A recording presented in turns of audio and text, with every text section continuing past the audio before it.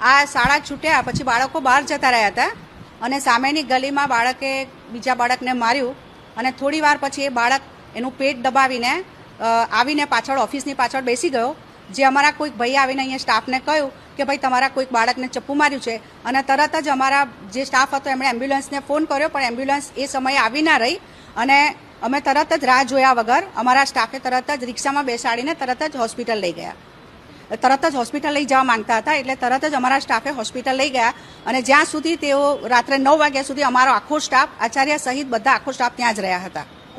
ના, કેમ્પસમાં બની નથી, કારણ કે આ શાળા છૂટી ગયા અને બાળકો બહાર નીકળી રહ્યા હતા। એ બાળક બહાર જતો રહ્યો હતો અને બહાર સામેની ગલીમાં એને જે ઘટના બની એ ત્યાં થઈ છે અને બાળક પેટ પકડીને કમરે હાથ પકડીને પછી આવીને ત્યાં બેસી ગયો પાછળ અને કોઈકે આવીને અહીંયા ઓફિસમાં જાણ કરી રિસેપ્શન પર અને તરત જ અમારો સ્ટાફ ભાગીને એને રિક્ષામાં બેસાડીને હોસ્પિટલ લઈ ગયા। આ ગાડી બહાર હશે અને બહાર કદાચ તીક્ષ્ણ હથિયાર મૂક્યું હશે અને બહારથી લઈને આ માર્યું છે, બાકી એની સાથે